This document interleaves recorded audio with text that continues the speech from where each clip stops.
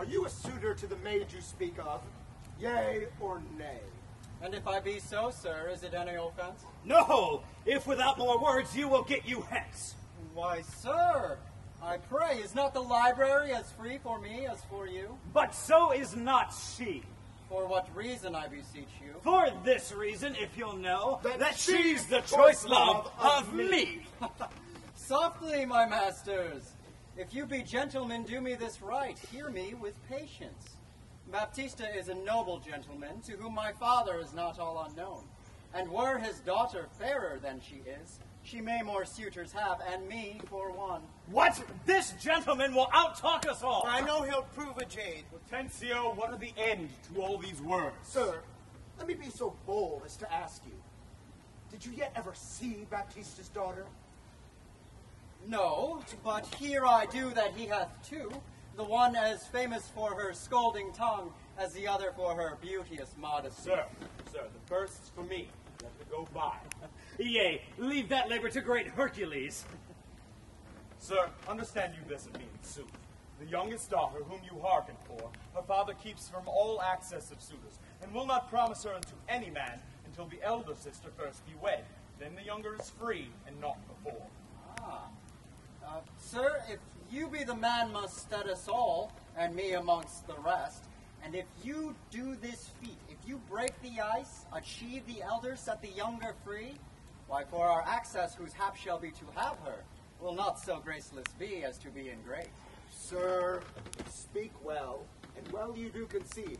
And since you do profess to be a suitor, you must, as we do, gratify this gentleman whom we all rest generally beholding. Fellows, let's be gone. Let's go.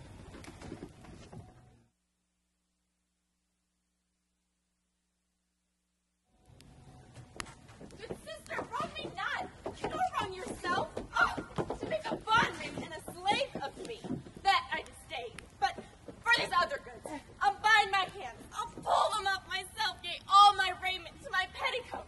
Or what you will command me will I do, so well I know my duty to my elder. Of all thy suitors here, I charge thee tell, whom thou lovest best, see thou dissemble not. Believe me, sister, of all the men alive, I never yet beheld that special face which I could fancy more than any other. Minion, thou liest. Is it not Hortensio? If you affect him, sister, here I swear, I'll plead for you myself, and you shall have him. Oh, then you be like your fancy riches more. You have Gremio to keep you fair.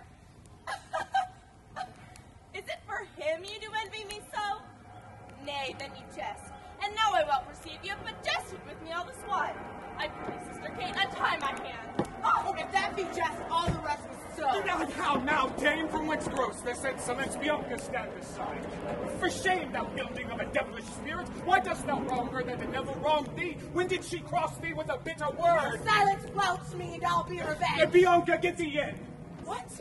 Would you not suffer me? Pain, I see. She is your treasure. Oh. She must have a husband, and I must dance barefoot on her wedding day for your love to her. Don't Katerina. answer me! I will go sit and weep till I can find occasion of revenge. Was ever a gentleman thus grieved as I? Good morrow, President Baptista. Good morrow, Professor Gremio. God save you. Brave, sir. Have you not a daughter called Katerina, fair and virtuous? I have a daughter, sir, called Katerina. You are too blunt. Go to it orderly. Gremio, give me leave.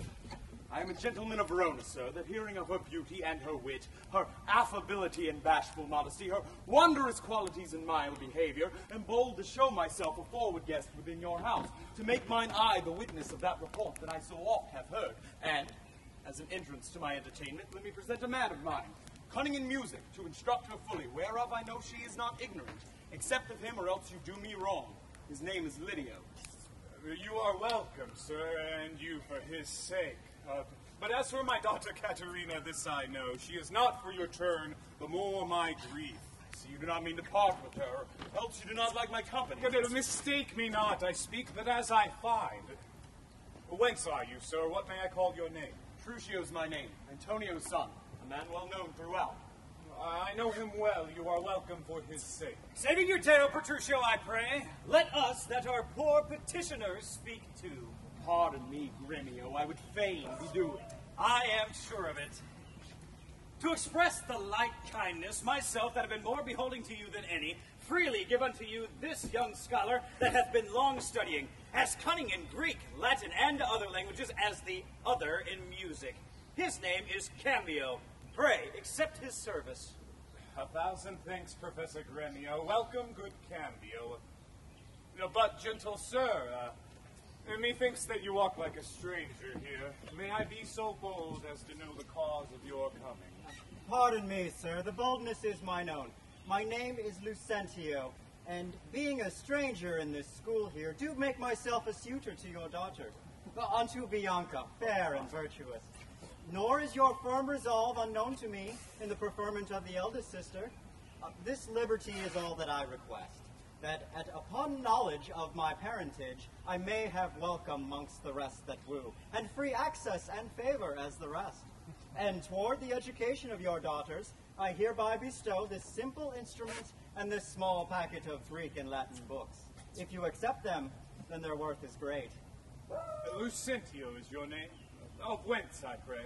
Of Pisa, sir, son to Vincentio. A mighty man of Pisa, I report. You are welcome, sir. Here, take you the instrument, and you the books, and you shall go see your pupils presently. We will go walk in the orchard a little while, and then to dinner. Gentlemen, you are passing welcome, I pray you think yourselves.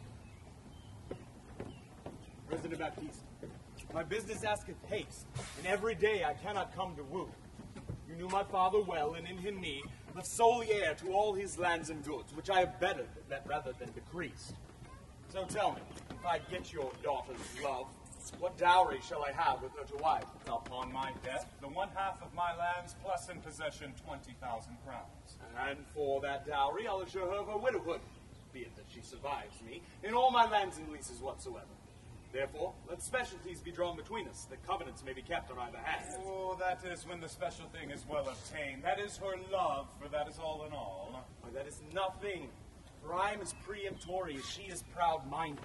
Where two raging fires meet, they do consume what feeds their fury. With little wind, little fire grows great, yet extreme gusts blow out fire and all. And so I to her, and so she yields to me. For I am rough and woo not like a babe. Well mayest thou woo, and happy be your speed, but be thou armed for some unhappy words. Aye, to the proof, as mountains shake perpetually against the wind. No! No! No! No! How now, friend? Why dost thou look so pale? For fear, I promise you, if I look pale, What, will my daughter prove a good musician? I think she'll sooner prove a soldier. Iron may hold with her, but never lutes. Why then canst thou not break her to the lute? Why no, sir, for she hath broke the lute to me. I did but tell her she mistook her frets, and bowed her hand to teach her her fingerings, when, with a most impatient, devilish spirit, frets call you these, quoth she, I'll feel with them, and with that she struck me on my head. And through the pain my instrument made way, and there I stood, amazed for a while as on a pillory, while she did proceed to call me Trangling Jack, and Rascal Fiddler, and 20 such other vile terms, that she had started to misuse me so. The lusty wench. I love her 10 times more than e'er I did. How long till I have some chat with her?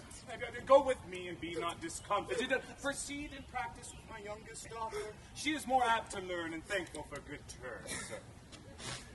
Petruchio, will you go with us, or shall I send my daughter Kate to you? Oh, I pray you do.